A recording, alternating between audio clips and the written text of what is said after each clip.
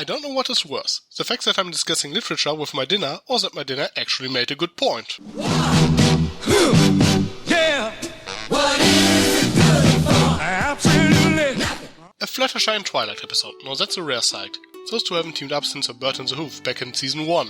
And Twilight finally gets to do something, and she is even more excited than the audience. It's really adorable. Speaking of adorable, Fluttershy's Furry Friends Book Club is a really cute idea, and I really like the fact that Harry the Bear makes a return as well.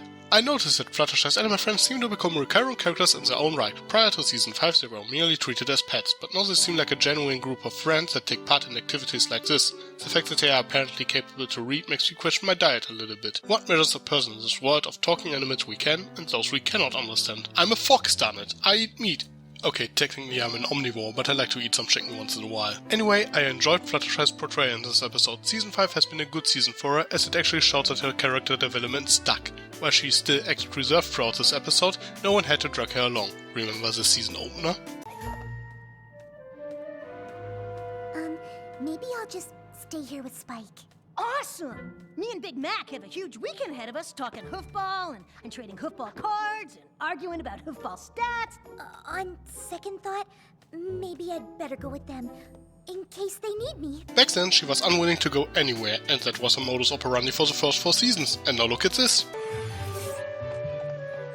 You're here! Isn't this exciting? Oh, you were called too. Thank goodness. I feel so much better going with a friend. Here she is relieved that she does not have to go alone, but it is implied that she would have regardless. She actually seems somewhat excited to go on an adventure with Twilight. Let me repeat this. Fluttershy is excited to go on an adventure.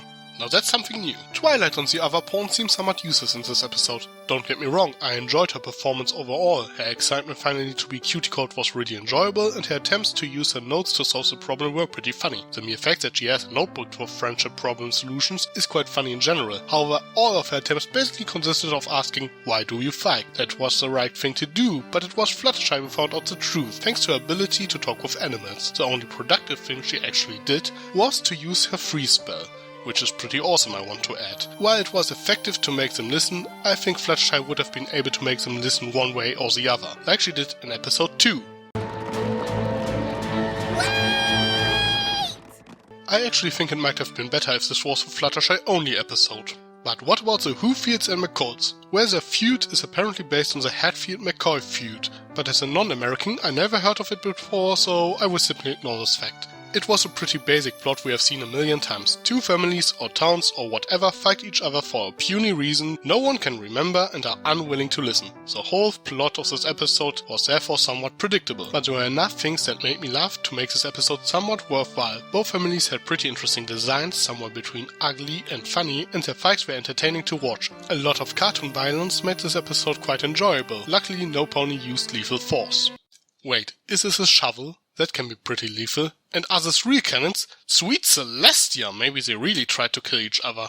Anyway, both families were entertaining in their antics, and bonus points for the McColts to actually question Twilight's status as a princess instead of just ignoring her wings. Also, well, what are you then? I'm French! Why do you think I have this outrageous accent, you silly king? What are you doing in England? Mind your own business! yeah, like I'm the only one who thought of this. You find an extended version in the description. Well, I liked that they integrated the animals as a third party that suffered through their conflict, and that they helped Fluttershy to put an end to it. They helped to add in somewhat environmental message to the fighting is bad as soap of this episode. It was also a better resolution than making things up as you go. But I think there is so much more that could have been done with a Twilight and Fluttershy team-up episode. For example, the prior entries in the season's map arc relied on pre-established characters who had a personal connection to one of our heroines. Griffinstone brought back Gilda, a former friend of Rainbow Dash, while Pinkie Pie was necessary to fix their relationship. Made in Manhattan, Rarity was called to help out her acquaintance Coco Pommel, played her part by helping her with the costumes, while Applejack was the one with the saving idea.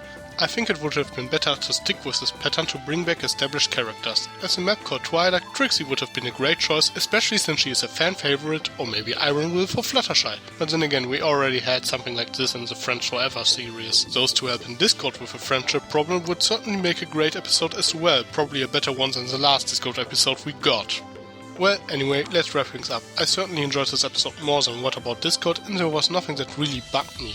The characterization of Twilight and Fluttershy was great, and there were plenty of funny moments scattered throughout the episode, but I think the plot was a little bit too basic and predictable. I've seen this conflict in many different shows. Some handled it well, others not so much. This episode handled it okay, I guess. But what about you? Did you like this episode? Anything that bothered you? Can you come up with a better episode for Fluttershy and Twilight? Let me know in the comments. I am Tricky Fox, thanks for watching.